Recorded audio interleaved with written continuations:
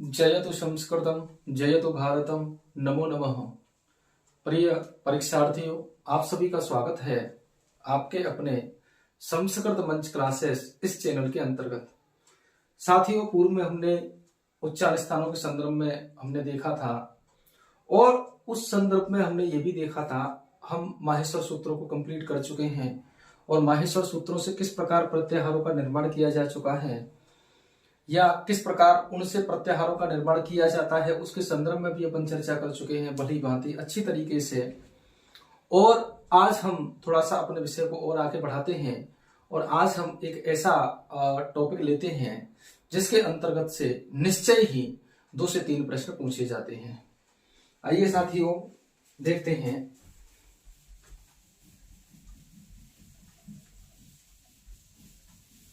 यहां पर साथियों हम विचार करेंगे यत्न विवेक के संदर्भ में।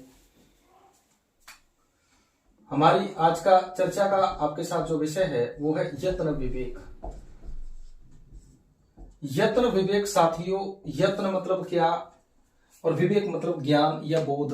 तो हम आज यत्नों के संदर्भ में पढ़ेंगे कि यत्न कितने प्रकार के होते हैं और कैसे कैसे उनका विधान किया गया है और किस यत्न के अंतर्गत कौन कौन से वर्ण काउंट किए जाते हैं। साथियों, थोड़ा सा मैं आपसे संवाद करूं। भाष्यते अनया इति भाषा, जिसके द्वारा विचारों का आदान प्रदान किया जाए वो हमारी भाषा कहलाती है। जैसा कि आनंद वर्धनाचार्य ने भी ध्वन्यालोक में प्रथमो ही विद्वांसो वैयाकरणाः ऐसे सूक्ति से ये बात स्पष्ट की है कि हमारे प्रथम जो मनीषी थे संस्कृत के अंतर्गत, प्रथम जो विद्वान थे वो हमारे वैयाकरण थे। उसी संदर्भ में साथियों व्याकरण हमारी 2 प्रकार की मानी गई है। वस्तुतः व्याकरण 9 प्रकार की है, पर अगर अपन अध्ययन के संदर्भ में यदि हम चर्चा करें तो हमारी व्याकरण 2 प्रकार की है। इसमें 2 परंपराएं प्रसिद्धि के अनुरूप विस्तृत हुई हैं। वो 2 परंपराएं हैं हमारी, एक है बारहस्पति परंपरा और एक है माहेश्वरी परंपरा। बारहस्पति परंपरा के अंतर्गत सबसे पहले जो ज्ञान हुआ व्याकरण का, संस्कृत की व्याकरण के का जो ज्ञान हुआ वो हमारा बृहस्पति जी को हुआ। उन्होंने बृहस्पति जी से ब्रह्मा, ब्रह्मा से इंद्र, इंद्र से वरुण, अग्नि आदि आदि ऐसे करके यह व्याकरण बहुत ही ज्यादा कठिन है। इसीलिए बारहस्पति परंपरा की व्याकरण को अपन कातंत्र परंपरा भी कहते हैं, कठिनता के कारण। यह जन सामान्य में प्रचलित नहीं हो पाई क्योंकि यह सर्वाधिक कठिन व्याकरण थी। फिर दूसरी परंपरा है हमारी माहेश्वरी परंपरा। माहेश्वरी परंपरा के अंतर्गत जो प्रथम जो वैयाकरण माने गए हैं वो हमारे भगवान शिव हैं। और जैसा कि अपन ने माहेश्वर सूत्र जब पढ़े थे तब अपन चर्चा भी कर चुके थे कि नत्तावसाने उस संदर्भ में भी अपन ने चर्चा की थी कि महादेव भगवान ने 14 बार डमरू को बजाया तो उनके डमरू से 14 माहेश्वर सूत्र ऐसा प्रकाशन हुआ। तो माहेश्वर सूत्र के प्रथम जो ज्ञाता थे, माहेश्वरी परंपरा के प्रथम जो ज्ञाता थे वो थे भगवान शिव, भगवान भोलेनाथ। उसके बाद हम इस माहेश्वरी परंपरा का जिसको ज्ञान हुआ वो है पाणिनि। इसीलिए वर्तमान में यही व्याकरण प्रचलित है जिसको पाणिनीय शिक्षा का भी नाम देते हैं। और सब भगवान शिव के बाद इसके जो ज्ञाता हुए हैं वो पाणिनि जी हुए हैं। इसीलिए हम इसे पाणिनीय व्याकरण भी कहते हैं और हम आजकल जन सामान्य में यही प्रचलित है और यही हमारे व्याकरण, हमारे कंपटीशन के जितने भी पेपर होते हैं उनमें पाणिनीय व्याकरण के संदर्भ में ही प्रश्न पूछे जाते हैं। साथियों, माहेश्वर सूत्रों के बारे में हमने चर्चा की थी। माहेश्वर सूत्रों को अक्षर समाम्नाय भी कहते हैं, वर्ण वेद भी कहते हैं, अक्षर वेद भी कहते हैं और भगवान शिव के डमरू से उत्पन्न होने के कारण इनको माहेश्वर सूत्र भी ऐसा कहा जाता है। साथियों, उसके संदर्भ में अपने प्रत्याहार निर्माण बनाना भी सीखा था। उसके बाद आज हम चर्चा करेंगे यत्न विवेक की, क्योंकि इससे पूर्व की क्लास में अपन उच्चारण स्थानों के बारे में अपन चर्चा कर चुके हैं भली भांति। तो यहां पर अपन चर्चा करते हैं यत्न। यत्न मतलब क्या, यत्न किसे कहते हैं और इसकी व्याकरण में क्यों जरूरत पड़ी, ऐसा क्या है यत्न के अंतर्गत। साथियों, वर्णों को उच्चारण करने से पूर्व, वर्णों का उच्चारण करने से पूर्व जो मुख के अंदर जो प्रयास किया जाता है, वर्णों को उच्चारण करने से पूर्व मुख के अंदर जो प्रयास किया जाता है वह प्रयास हमारा यत्न कहलाता है। यत्न माने प्रयत्न, प्रयत्न माने प्रयास।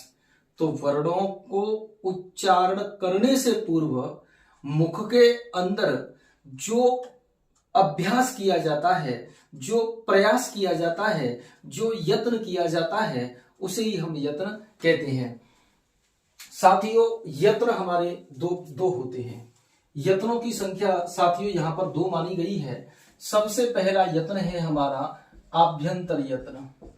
आभ्यंतर यत्न कह लो या आप प्रयत्न कह लो, दोनों शाब्दिक अर्थ, दोनों पर्याय हैं एक दूसरे के। एक आभ्यंतर प्रयत्न है और एक है हमारा बाह्य प्रयत्न। साथियों, ये प्रश्न पूछा जाता है कि यत्न कतिधा, तो उसका उत्तर है द्विधा। 2 प्रकार का होता है यत्न। पहला है आभ्यंतर प्रयत्न और दूसरा है बाह्य प्रयत्न। आभ्यंतर प्रयत्न हमारा माना जाता है लघु सिद्धांत कौमुदी के अनुसार 5 प्रकार का माना जाता है, और बाह्य प्रयत्न जो है वो लघु सिद्धांत कौमुदी के अनुसार 11 प्रकार का माना जाता है। आभ्यंतर प्रयत्न 5 प्रकार का है और बाह्य प्रयत्न 11 प्रकार का है।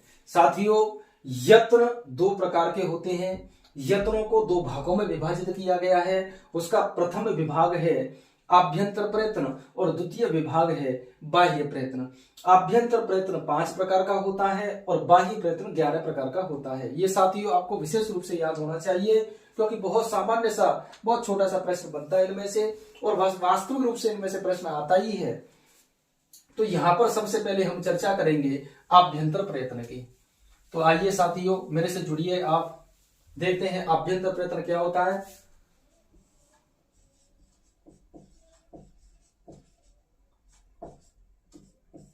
आभ्यंतर प्रयत्न साथियों ये बहुत इंपॉर्टेंट चीज है, ये बहुत इंपॉर्टेंट प्रकरण है। इसीलिए आप बी सीरियस, बी पॉजिटिव होकर के इसको समझने का प्रयास करें कि आभ्यंतर प्रयत्न क्या होता है।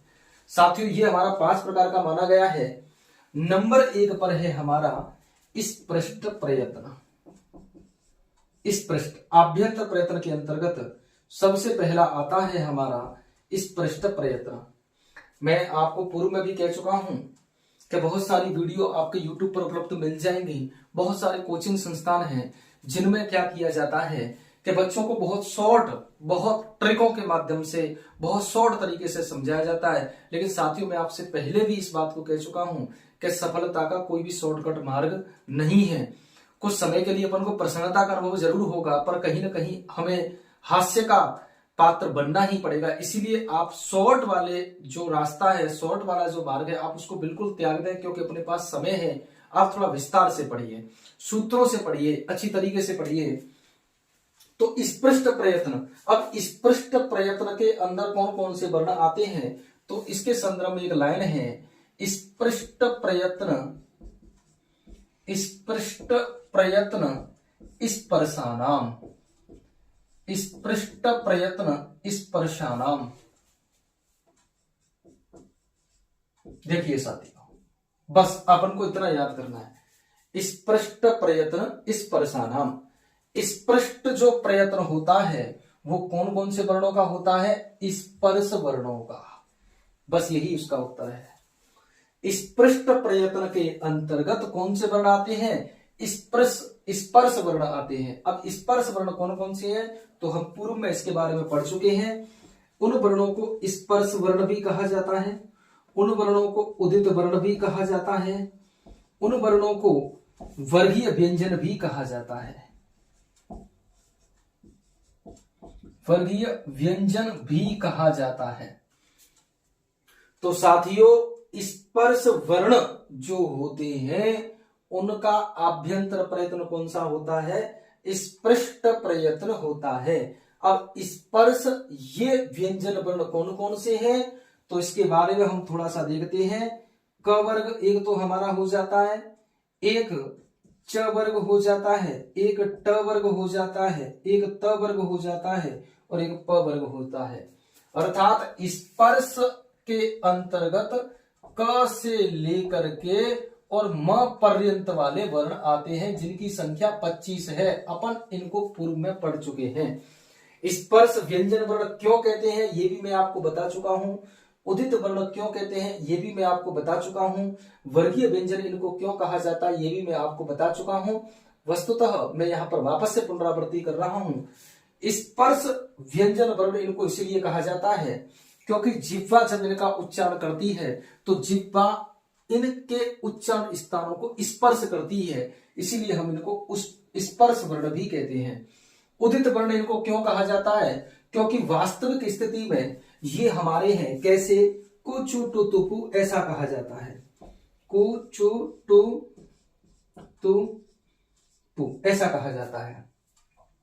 अब इसमें जो उपस्थित जो उ है, उ की इत संज्ञा होने के कारण, उ की इत संज्ञा होने के कारण, अब इत संज्ञा का फल क्या होगा, तस्य लोप, लोप हो जाएगा, हट जाएगा, तो हमारे पास क्या शेष बचेगा, क। तो यहां पर उपस्थित जो उ है इसकी इत संज्ञा हो जाती है, अर्थात ये यहां से हट जाता है, इसीलिए हमारे पास शेष की अवस्था है क ऐसा। तो उ की इत संज्ञा होने के कारण इनको उदित वर्ण कहा जाता है। वर्गीय व्यंजन तो ये है क्यों, क्योंकि 5-5 के वर्ग बनाए गए हैं, अपन पूर्व में चर्चा कर चुके हैं इसकी। तो यहां पर हम चर्चा करते हैं स्पर्श व्यंजन के अंतर्गत कौन कौन से वर्ण आते हैं। तो देखिए साथियों, क वर्ग के अंतर्गत कौन कौन से आएंगे, क, ख, ग, घ और न। उसके बाद च वर्ग के अंतर्गत च, छ, ज, झ और य। ट वर्ग के अंतर्गत ट, ठ, ड, ढ और ण। त वर्ग के अंतर्गत त, थ, द, ध, न। प वर्ग के अंतर्गत प, फ, ब, भ, म ऐसा। तो क से लेकर के म पर्यंत, क से लेकर के म पर्यंत के जो हमारे व्यंजन वर्ण है वो सबके सब स्पर्श व्यंजन वर्ण कहलाते हैं। ऐसे इन स्पर्श व्यंजन वर्णों का जो आभ्यंतर यत्न होता है वो है हमारा कौन सा, स्पृष्ट प्रयत्न ये कहलाता है। साथियों, प्रश्न कैसे आता है कि क इति वर्णस्य आभ्यंतर प्रयत्नम किम, क इस वर्ण का आभ्यंतर प्रयत्न कौन सा है। तो यहां पर देखिए क किसके अंतर्गत आ रहा है, स्पर्श के अंतर्गत, और स्पर्श किसमें होता है, स्पृष्ट प्रयत्न के अंतर्गत आता है क। इसीलिए क इसका आभ्यंतर प्रयत्न हो जाएगा स्पृष्ट प्रयत्न ऐसा। वस्तु स्थिति क्या है कि क से लेकर के म पर्यंत जो व्यंजन वर्ण है उनका आभ्यंतर प्रयत्न होता है स्पृष्ट प्रयत्न। आपको ये लाइन याद करनी पड़ेगी, स्पष्ट प्रयत्न अर्थात स्पष्ट प्रयत्न स्पर्शानाम, स्पर्श वर्णों का जो आभ्यंतर यत्न होता है वो हमारा स्पृष्ट माना गया है। सीधा सीधा उत्तर हो गया इसका।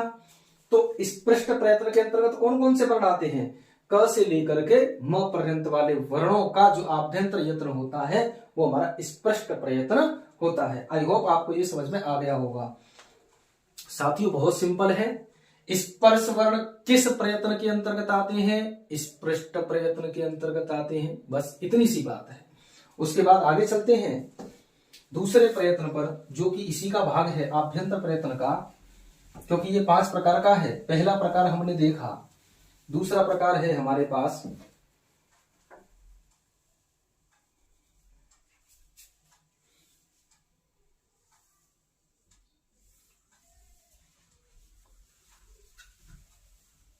हाँ साथियों, हाँ दूसरे प्रकार में देखते हैं। दूसरा हमारे पास प्रकार है ईषत् विवृत या ईषत् स्पृष्ट।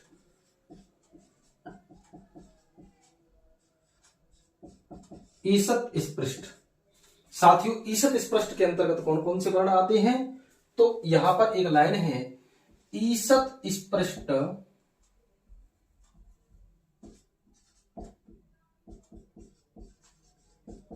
ईषत् स्पृष्ट अंतस्थानाम, ये रहा। अब देखिए यहां पर स्पष्ट प्रयत्न के अंतर्गत कौन कौन से वर्ण आ रहे थे, स्पर्श वर्ण, जो कहां से कहां तक चलते हैं, क से लेकर के म पर्यंत होते हैं वो तो हमारे आ रहे थे स्पष्ट प्रयत्न के अंतर्गत। अब ईषत् स्पष्ट के अंतर्गत कौन कौन से आएंगे, अंतस्थ वर्ण। अंतस्थ वर्ण मैं आपको बता चुका हूं, अंतस्थ वर्ण कौन कौन से होते हैं। इसके लिए मैंने आपको यह भी बताया था कि यणो अंतस्था, यणो अंतस्था अर्थात यण प्रत्याहार के वर्ण। अब यण प्रत्याहार में कौन कौन से वर्ण आते हैं, तो आइए य, व, र और ल, ये 4 वर्ण, य, व, र, ल, ये हमारे कहलाते हैं अंतस्थ वर्ण।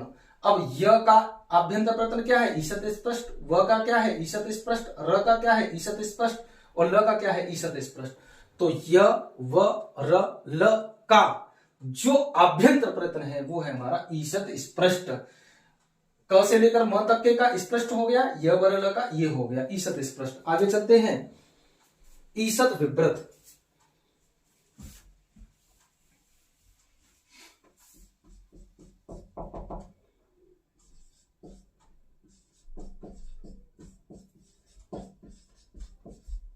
ईशत विव्रत, अब इसमें आया है ईशत विव्रत ऊष्माणाम।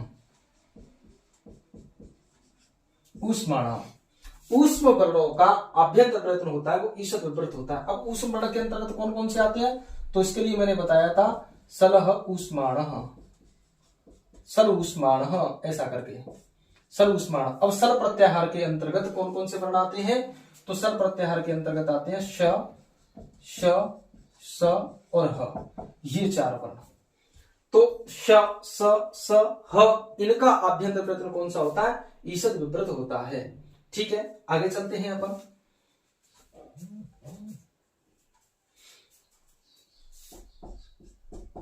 विवृत, अब विवृत किनका होता है, तो विवृत होता है विवृत स्वराणाम, अर्थात स्वरों का जो आभ्यंतर प्रयत्न होता है वो हमारा क्या होता है, विवृत होता है।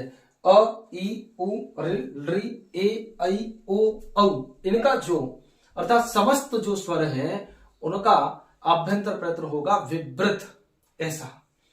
उसके बाद 5वां है हमारा आभ्यंतर प्रयत्न, वो है संवृत। अब साथियों यहां पर थोड़ा सा अपन को विचार करना है। संवृत में अ आता है और अ की स्थिति कैसी होगी, लौकिक दशा की स्थिति होगी। लौकिक दशायाम, लौकिक दशा में अ वर्ण को का आभ्यंतर प्रयत्न माना गया है संवृत। देखिए साथियों मैं थोड़ा सा बताऊं आपको, यदि केवल ऐसा प्रश्न आता है कि अ इत्यस्य आभ्यंतर प्रयत्नम किम, तब तो उत्तर होगा विपरीत, क्योंकि यहां पर कंफ्यूजन है कि यहां पर स्वरों का आभ्यंतर प्रयत्न माना है विपरीत, तो फिर अ का फिर संवृत क्यों मान लिया गया। मैं उस वाले आपकी जो समस्या है उसका समाधान कर रहा हूं। यदि प्रश्न आता है यदि अवर्णस्य आभ्यंतर प्रयत्नम किम, तब तो उत्तर आएगा विपरीत। केवल अवर्ण का आभ्यंतर प्रयत्न कौन सा होता है ऐसा प्रश्न करने पर। अथवा एक और प्रश्न है कि व्याकरण दशायाम, व्याकरण की अवस्था में अ का आभ्यंतर प्रयत्न क्या होगा, तब भी विपरीत होगा। ये 2 प्रश्नों का जो तरीका है उसमें तो उत्तर मिल रहा है अपन को विपरीत। अब तीसरा जो तरीका है, यदि उसमें पूछता है कि अ इत्यस्य लौकिक दशायाम आभ्यंतर प्रयत्नम किम, यदि लौकिक दशा में अ का आभ्यंतर प्रयत्न पूछता है तो वहां पर उत्तर हमारा क्या होगा, संवृत ही होगा, ऐसा। आई होप आपको ये समझ में आए होंगे। मैं थोड़ा सा एक बार वापस से इसको सारणीनुमा बना करके आपको बता देता हूं कि वस्तु स्थिति है क्या इनकी।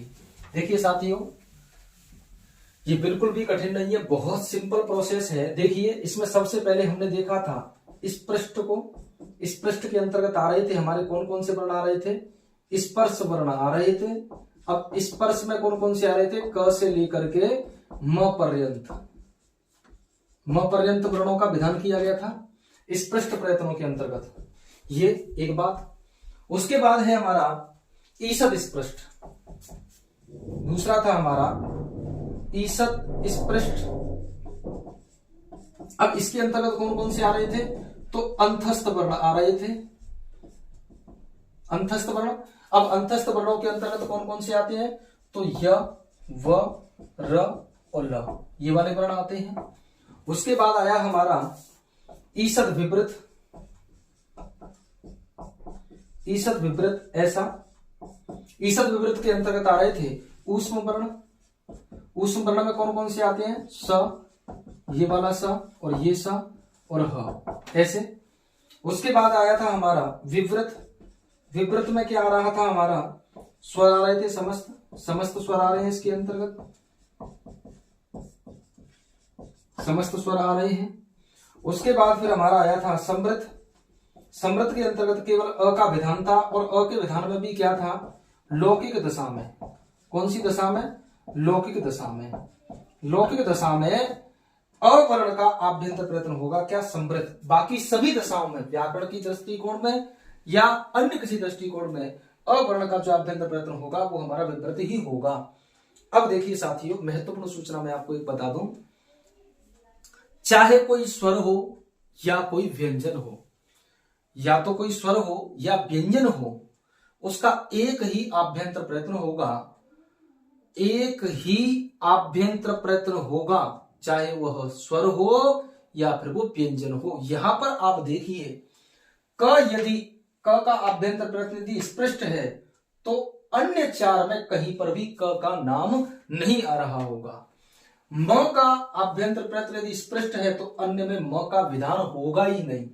इसमें य का विधान यदि ईषद स्पष्ट के अंतर्गत है तो अन्य आभ्यंतर प्रयत्न के अंतर्गत इसका विधान नहीं होगा।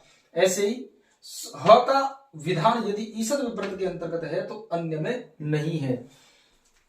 इसमें होता क्या है, आपको केवल और केवल इतना सा याद करना है। आपके इससे दो प्रश्न आपके क्लियर होंगे। कैसे? प्रश्न कैसे आएगा? क वर्णस्य आभ्यंतर प्रयत्नम किम। अब देखिए, अब उसमें भी क्या होता है? क वर्ग, च वर्ग, ट वर्ग, त वर्ग, प वर्ग, ये हमारे किस में चले जाते हैं? स्पष्ट में चले जाते हैं। सीधा सीधा सा, बिल्कुल आपको बिल्कुल कोई रट्टा नहीं मारना है, बिल्कुल सिंपल प्रोसेस है। क से म स्पष्ट में, य वरल ईषद स्पष्ट में, स श श ईषद विवृत में, समस्त स्वर विवृत में, अलौकिक दशा में समृत में। सीधा सीधा प्रोसेस है। देखो, स्पृष्ट स्पर्श, स्पृष्ट स्पर्श, स्पृष्ट स्पर्श। स्पृष्ट किस में आते हैं? स्पृष्ट में कौन आता है? स्पर्श आते हैं। ईषद स्पष्ट में कौन आ रहा है? अंतस्थ वर्ण आ रहे हैं। ट थ ऐसे। ईषद विपरीत में कौन आ रहा है? श श स ह ऊष्म आ रहे हैं। विपरीत में कौन आ रहा है? स्वर आ रहे हैं, समस्त स्वर आ रहे हैं। समृत में कौन आ रहा है? केवल अ। कैसी दशा में? लौकिक दशा में। केवल इतना उत्तर याद करना है। अब देखिए, इसमें से प्रश्न कैसे बनता है कि स्पर्श वर्णानाम आभ्यंतर प्रयत्नम किम। अब मैंने आपको सूत्रनुमा बताया था, एक लाइन नुमा बताया था, अगर वो आपको याद है तो वो हूबहू वही लाइन आपको याद आ जाएगी। तत्र स्पृष्ट प्रयत्नम स्पर्शानाम। स्पष्ट प्रयत्न किनका होता है? स्पर्श वर्णों का होता है, तो वहां पर अपन को उत्तर मिल जाएगा। अब दूसरा प्रश्न है अंतस्थ वर्णानाम आभ्यंतर प्रयत्नम किम, तो उत्तर है ईषद स्पृष्टम, ऐसा। तीसरा प्रश्न है ऊष्म वर्णानाम आभ्यंतर प्रयत्नम किम, तो ईषद विवृत हो जाएगा। स्वराणाम आभ्यंतर प्रयत्नम किम, तो विवृत हो जाएगा। अ इति वर्णस्य लौकिक दशायाम आभ्यंतर प्रयत्नम किम, तो वहां पर हो जाएगा हमारा समृत। बहुत सिंपल प्रोसेस है आपके लिए साथियों।